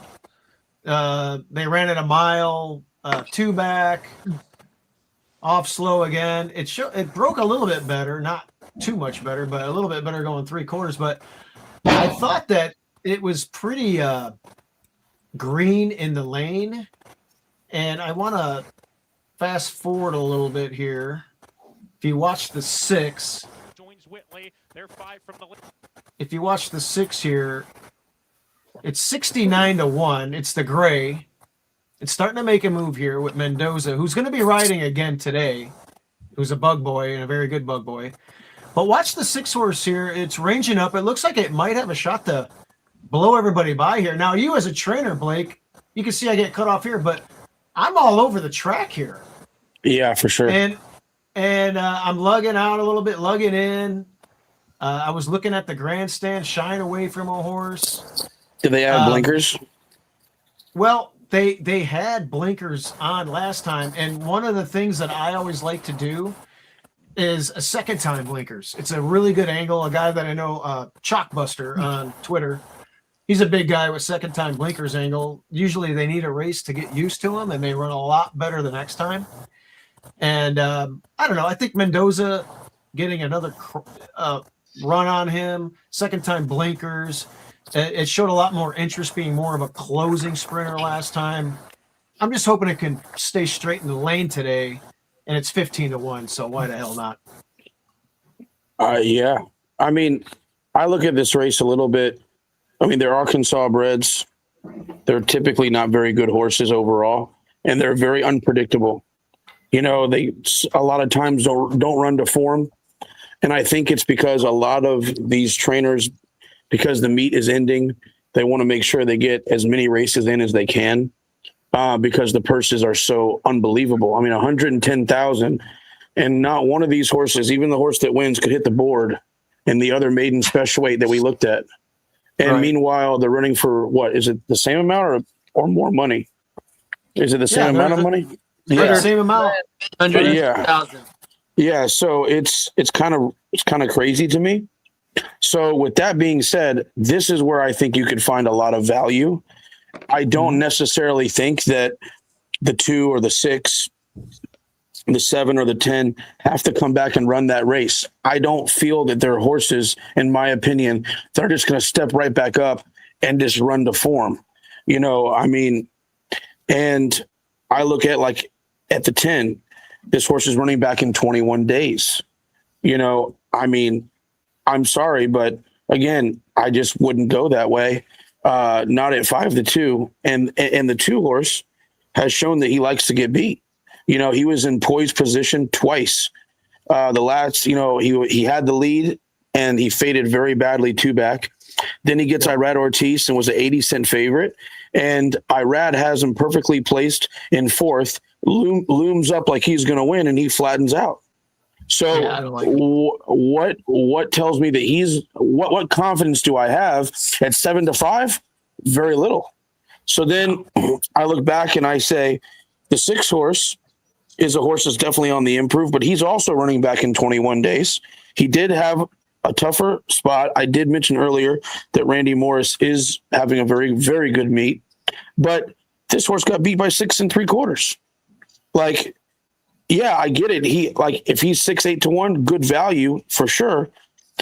I tend to go towards the speed in these Arkansas races because I don't think that these horses pass.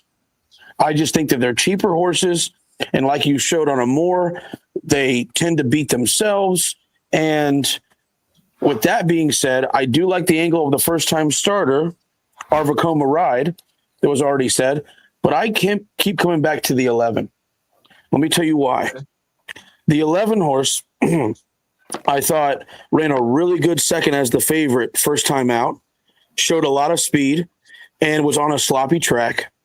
Okay, and they bring the horse back way too fast. I mean, just way too fast.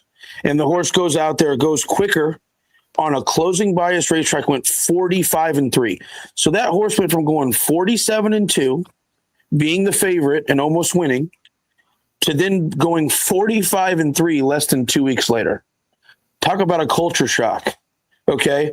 Then now they've given him 26 days.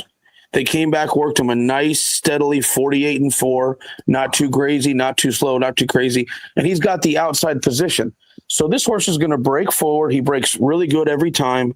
He's going to break forward. He's going to be 1, 2, 3. He's going to be out of trouble, and he's going to be forward. And like I said, these horses just don't pass.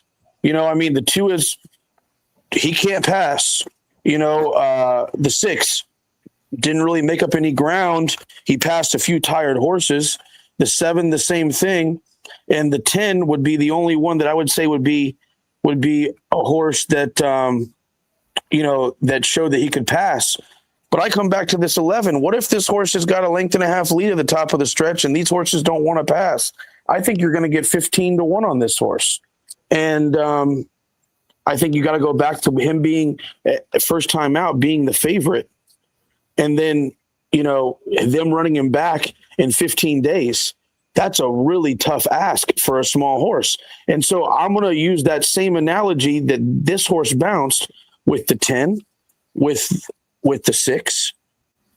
These horses could very well bounce as well. So I'm going to go back to the 11. I'm pretty strong on the 11, actually, even though on the graphics I didn't have him. I had him, the 6 as my value play, and the 2, I think, second. But the more I look at this race, I just think I love the position the 11's going to be in. He's just going to be tactical, out of trouble, and I think he's going to improve off the last race. I like it. I mean, get out and go, clear. and quarter pole, rouse, and hopefully you have enough in the tank. I like it. And you know, Sometimes Oaklawn's these cheap horses. Oaklawn's setting this up for speed too. Oh yeah, Oh. for sure. The track. I don't know, man. Wait a minute. Bob took the blinkers off. He took the hood off. Listen, we drove past the other day. They flattened it down. They're getting ready for some speed. Okay. Just like how Turfway was for the last week. It's just been They a do conveyor. that every big stakes day. It seems like they roll in that speed strip. But I don't know, Mikey, you closed out the card with the 6 as your top pick. You like the 10 underneath. Again, I made that point about the 2 slop races. Trip notes, clean break, fast strip. Maybe the 6 gets it done. I thought the 6 was closing a little better in the last race, but really it's the same thing. Like I put those in. There's 3 horses in the race that are owner, trainer, breeder combo. So there's a bunch of pets in this race. Yeah. And also the other one that I threw in was the 4, just because if you go back to the first start, ran a pretty good race first out, second time up, really no excuse. He says fractious gait, I didn't really see too much of it. But if you put a line through that race, why doesn't the 4 make sense at a huge price? Yeah, really. First Classix. Classix blinkers on. I mean, you get pretty much every. I don't know which of those changes is going to work, but one of them probably helps. Sure. I think with these cheap horses, everything helps. Yeah. So it could be anything. He's got the better ass moosing jockey too. Yeah, it's going to be a fun race to close things out. I mean, if we hit the Arkansas Derby and we got a few doubles rolling, like if I got a double rolling to my 7, with my Derby pick, yeah. shit. And it's always I interesting with get the paid. Arkansas breds because they're going to jam them in as much as they can over the next month and run them because what can you do afterwards? You mostly, if you have an Arkansas bred that could even be competitive in a race like this, you really have no choice other than to just give it off until next season because the money's just so good. Yeah, Right. for sure. There's a lot of Argy breds that don't race anywhere but here. Yeah. It's crazy. They just go to the farm all off season and they just come back. They're like you said, they're just pets. Yeah. It's crazy. I think that's Well, seven. and Seven they has can't different- compete anywhere else, too. Right. That's the problem. They can't really compete anywhere else. Yeah, I mean, most of them.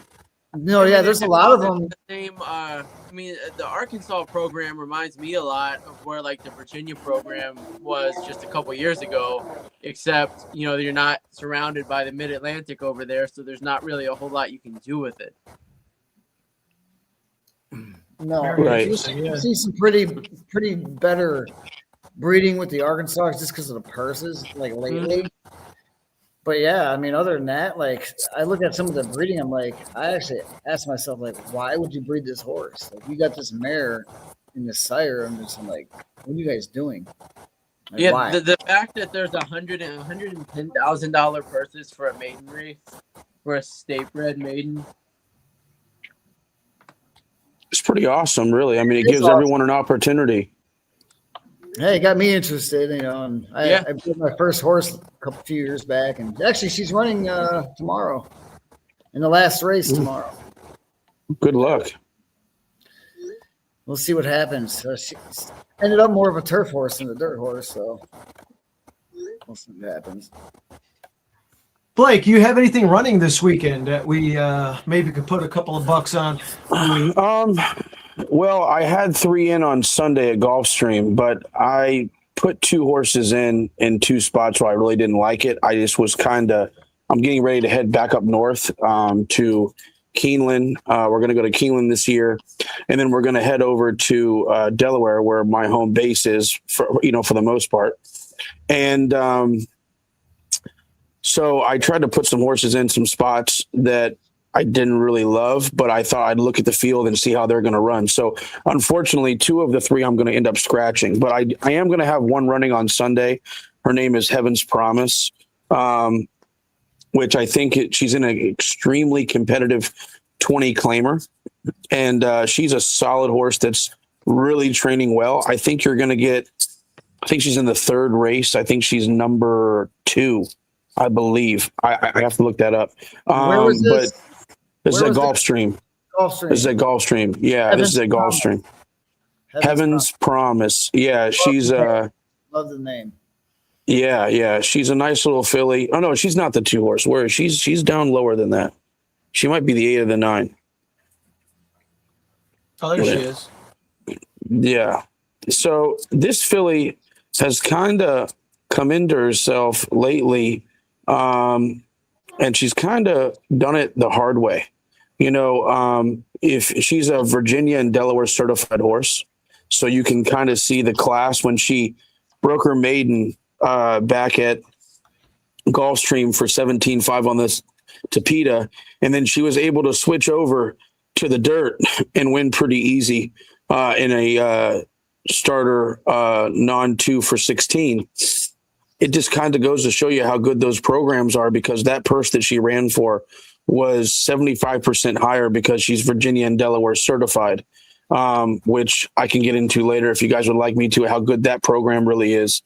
And then she also ran a really big race on the turf at Colonial when she was like 50 something to 1. Me and my family all had a few dollars on her that day. I thought she was going to win, and she ran 4th, I think, beaten by 2, just was a little bit late getting there.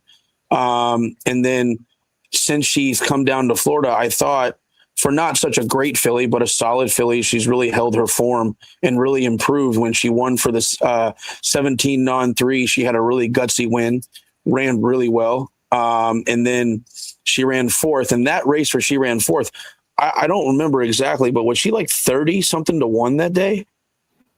32. Yeah, 32 to 1. This filly needs to go about 1.5 miles. She's the kind of filly that will never stop. Her engine doesn't stop, but she doesn't have a turn of foot. She just keeps going the same pace. And it was kind of exactly indicative of that last race. She's sitting 2nd, and she was 2 off of it, 1 off of it, and she got beat by 3. She didn't quicken, but she never quit, and she belonged with those horses. I think she gets more distance, 1 mile and a 16th. I don't think it's enough, but I think she gets more distance. And I think she's fairly live. I think it's a rider's race. The good thing for this filly is that now she's on the outside. So because she has that grinding mentality, she could, instead of being back on the inside like she was last time and she's waiting to get through or waiting on horses in front of her, this time it doesn't have to be dictated to. She can just kind of, if she's sitting at the half-mile pole, now I'm going to tell the rider, go on with her, because we know she's not going to stop, and try maybe at the half-mile pole. If you're sitting 2nd or 3rd on the outside, play catch me if you can. Maybe it'll be a good gamble. Maybe it won't. But I think she's fairly live, and I think that you're going to get between 8 and 14 to 1 on her. Nice. Heaven's Promise on Sunday. If anything, horse tourneys, horse players. Oh, Heaven's Promise on a Sunday? Come on now. Yeah, exactly. Let's roll. I like it. And that's the 3rd race. That'll be part of the early bird feeder program on the horse tourneys. Well, I'm going to play It's a something. big time horse to throw out, knowing that. Guys, one more thing before we exit. I like to talk about who's going to win the NCAA tournament. Marco, I think you're already partial to Arkansas, unless you change your mind. No. I'm not partial. I'm partial to Arkansas tonight. Right? No. Tonight. I am Who's gonna- going to select, and I already have it on my sheet, Iowa State. Iowa State. Okay. Iowa State. And now that Virginia lost, Iowa State's not going to have the hard time to get in there. Matter of fact, if Arkansas beats Arizona tonight, then we got to go through Michigan, but they're going to beat Michigan. Iowa State, yeah, they're number 2 in that bracket on the bottom right. They have a very good sneaky team, and I picked them to win it all just to see what happens. And I like the Serbian guy on there, Milan Momcilovic. Okay. My cell might die, just so you guys know. I plugged it in, so hopefully it doesn't die. But if it does, I'll try to get right back on. Oh, yeah, we're good. Blake, segue into that. Tell us who you think's going to win the NCAA tournament. To be totally honest, I was rooting for Florida because I wanted to see that Goliath 7'9" do something. But I honestly have been so busy, I haven't been able to really look at it, to tell you the truth. I am nonstop just horses and my business and stuff like that. So I don't really have that big of a take on it, to tell you the truth. Okay. All right. So Florida's out. You're out. Yep. Yeah, that's pretty much it. Mikey, I know you're eyeing somebody. Yeah, I'm deep in my Survivor contest right now. I've been watching it in the background this whole time. Okay. I got Nebraska. I've played Nebraska and Iowa tonight on different entries of the Survivor. I'm just trying to get a little bit of positioning, and it's David Crone's Survivor. I know maybe 2 or 3 people that listen to this might be part of it. So I'm Mikey Martin. 1, 2, 3, 4, and 5. 1, 2, 4, and 5 are still alive. So I'm trying to just get through that and take it day at a time. I think the 2 best teams, I think Michigan's the one to really, Michigan and Arizona. I think it's going to go after this weekend, the 3-1 seeds. I would be surprised if they didn't make it. I'm going to root for Arkansas to beat Arizona tonight. Yeah, we're calling the Hogs tonight. I'm with them. I had them the other night. I'll take that. It won't hurt my bracket. No, I would be perfectly okay with that for the Survivor. But, I think Michigan's going to be tough. I think if Duke gets it in gear, they'll be tough. Iowa State is tough.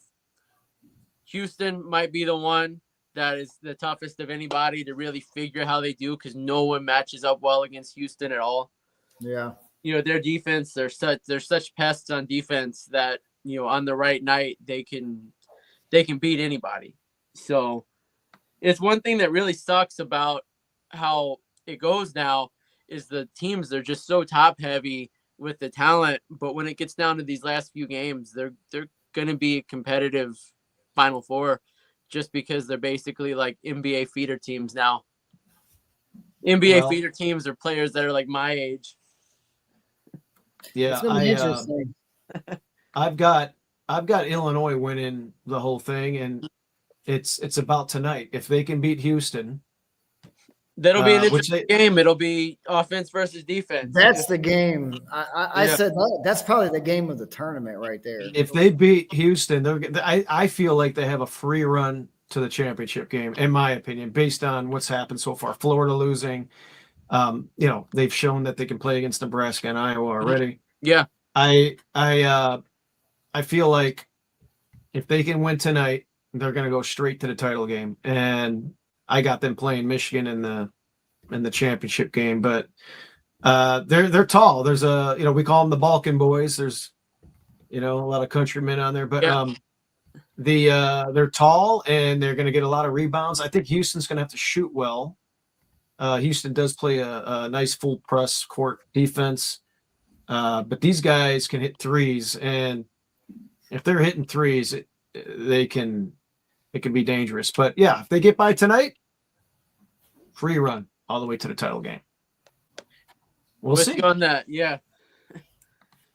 Anything else, guys, before we call it a night? This was a great. Hey, Blake, we'll have you on again. I think you did a great job, and having the trainer's perspective was really cool. And this is probably one of the first time we've got live horses in the stream. Yeah. And we'll see. The Arkansas Derby is going to be fun. We'll see how our other picks do.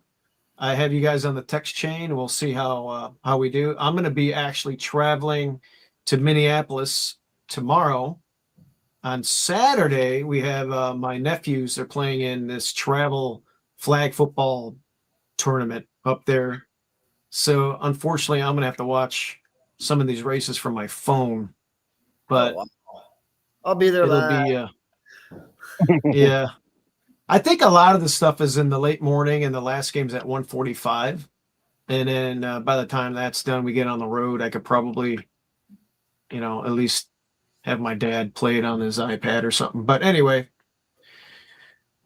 hope to see you guys soon. And Blake, yeah, we'll have you on again. It was good to have you on. For sure. I really appreciate being on, and thank you for the invite. Yeah, my passion is horses, so I love talking about it all day, all night. So it's all good. If anybody needs to get a hold of you for any questions, or if they want to use you as a trainer in South Florida, what is you don't have a Twitter handle, or? No, I don't have a Twitter. I have a Facebook. Obviously, you can reach me on Facebook, just Blake Kelly Racing. You can find me there. And then also I have what is it called? What's the other one called? Instagram. Oh, Instagram, yeah. at Blake Kelly 1231. You can see how much I actually use it. I don't even know what it's called. Yeah. But I ain't got one. yeah. I am not the one on a lot of social media. I should be, but I'm not. But yeah, if anyone wants to reach out, I'm more than free to answer any questions, and if anyone needs a trainer, to let me know. Love it. And Mikey, your farm, if you guys have a lot of action going on over there. Yeah, we're gonna. Are you guys here for sure? Okay. All right. And Mikey, you're easy to get a hold of. You're on Twitter. You're Action Cat Mike, or what's your Twitter I think handle? that's right. Yeah, I think Something like that. Yeah. All right. Yeah. All right, guys. Well, I'm gonna get ready for some more basketball, and I'll see you guys on the flip side. We're right in the middle of 2 good games right now, so I'll talk to you guys later. Yep. Time to go watch. Later, guys. You guys have a good night. Yeah.